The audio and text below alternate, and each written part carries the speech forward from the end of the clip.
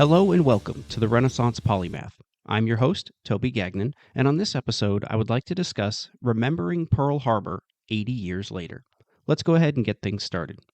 Most of us are taught in school about the tragedy at Pearl Harbor in 1941 and World War II, but only at a surface level.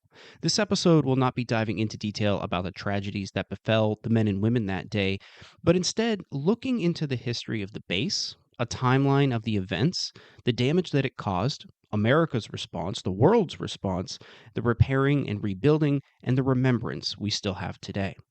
First, let's dig into why we even had a naval base at Pearl Harbor in 1941, since Hawaii didn't officially become a recognized state until August 21st, 1959. Beginning in 1912, there were submarines that were ordered to patrol the Pacific Ocean, and it was decided that they would be based out of Pier 5, Honolulu. This is known as the Old Naval Station. However, in 1915, one of these submarines sank accidentally, and the remaining F-class submarines were ordered to be towed back to the mainland for safety. However, following the end of World War I, two R-class submarines were ordered to the Hawaiian Islands to establish a submarine base. The area chosen was desolate, and construction soon began. By 1923, the first permanent building was erected, and construction continued at a fast pace through the times of relative peace. The first commanding officer at the new submarine base was none other than Commander Chester W. Nimitz, who later became Fleet Admiral. If that name sounds familiar, it should. On May 3, 1975, the United States launched the USS Nimitz, which was the lead ship of the Nimitz-class nuclear-powered aircraft carriers. The submarine base was only a small part of the efforts on the Hawaiian island of Kauai. During the same time the submarine base was being developed, construction also was going on for establishment and growth of a naval air station, a fleet air base, and a minecraft base. To gain a better understanding of the attack, I'd like to take you through the timeline of events on the morning of December 7th, 1941. At 3:42 a.m., the minesweeper USS Condor spots a midget submarine outside of the harbor and alerts the destroyer, the USS Ward. At 6:37 a.m., the USS Ward fires the first shots of the battle, sinking the midget submarine. It is unknown if this is the same that is spotted by the USS Condor, as 5 were deployed to torpedo U.S. ships once the attack started. At 7:02 a.m., Japanese bomber planes are spotted on the radar, but mistakenly presumed to be the arrival of 6 B-17 bombers. At 7:55 a.m., the first Japanese bomber plane is spotted with the naked eye and drops the first bomb, prompting the now famous air raid on Pearl Harbor. This is not a drill radio message. At 8:10 a.m., the USS Arizona is hit by an armor-piercing bomb and sinks only 9 minutes later. At 8:50 a.m., the second wave of the Japanese attack arrives, and by 9:03 a.m., the Japanese attack forces withdraw. The first wave of the attacks consisted of 183 Japanese aircraft divided into 3 groups and targeted the aircraft and airfields on the islands, as well as the U.S. ships docked and moored, as a means to prevent the U.S. personnel from fighting back. Additionally, the Japanese sent in the slow bombers first, followed by the faster and more maneuverable aircraft to protect them from U.S. aircraft that did manage to get airborne. The second wave consisted of 167 aircraft, again divided into 3 groups, and targeted the aircraft hangars across the islands as well as Pearl Harbor proper. Though the attack was not long in duration, when it was done, it left the following in damage. 2,386 people were killed, including 55 civilians. 1,139 people were wounded. 18 ships had been sunk. 343 aircraft had been destroyed or damaged, and 24 PBYs were destroyed. This marked the largest loss of life on the United States soil for a single event until the terrorist attacks on September 11, 2001. Interestingly, the Japanese chose not to attack the submarine base on the island that I discussed earlier. This proved to be a mistake, as that base served to treat those who were wounded, as well as perform repairs on the assets that were damaged, including ships and aircraft. Which brings me to my next point. Of the 18 ships that were sunk during that attack, only 3 were damaged beyond repair, including the Arizona, the Oklahoma, and the Utah. The rest were raised from the bottom as a process called floating, repaired, and returned to active service during the war. Even the Arizona and Oklahoma had parts salvaged from them to be used on other vessels. In the end, it was the U.S. Navy's submarines that helped win the war as they crippled the transportation of oil and raw materials to and from the Japanese. Oh, and let's not forget Hypo, which was a crypto analytic group that was housed in the basement of the administrative building on that submarine base. So, how was this viewed throughout the world, and how did the U.S. react?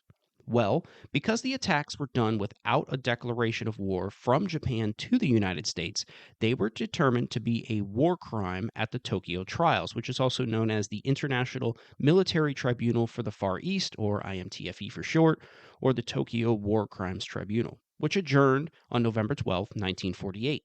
In fact, Japan did not declare war on the United States until December 8th, 1941, and the information was not delivered until the day after that, December 9th. On December 8th, 1941, the United States Congress, following the Day That Will Live in Infamy speech by President Franklin D. Roosevelt, passed a declaration of war on Japan. The Senate passed the declaration with a vote of 82 to 0, and the House passed it 388 to 1. The sole no vote came from Jeannette Rankin, a Republican from Montana and a devout pacifist. While publicly shunned and attacked for this, she was quoted as saying, "As a woman, I can't go to war, and I refuse to send anyone else." The declaration was signed by President Roosevelt at 4:10 p.m. that same day. Britain also declared war on December 8th as they learned that parts of their territories had also been attacked.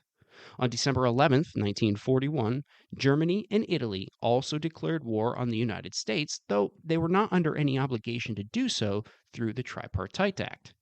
As a result, the United States also declared war on Germany and Italy. This time, Representative Rankin chose to abstain from voting.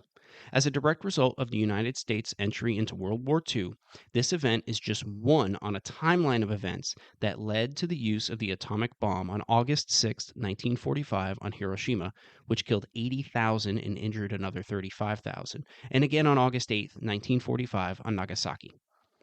As with most things, the American people, including the Senate, the House, and the armed services, wanted someone to blame for allowing this attack to happen. Unfortunately, they turned their sights on two men, Admiral Husband E. Kimmel and Lieutenant General Walter C. Short. They were accused of withholding knowledge and failing to act and ultimately found guilty. However, in 1999, the Senate posthumously exonerated them of all wrongdoing, saying they acted accordingly given the information they had available to them at the time.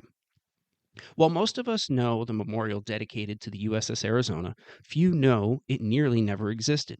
In fact, before it opened on May 30th, 1962, it faced multiple setbacks, including funding. Many fundraisers were done to ensure the project would see completion, but one of the most famous was a concert that was performed by Elvis Presley on March 26, 1961.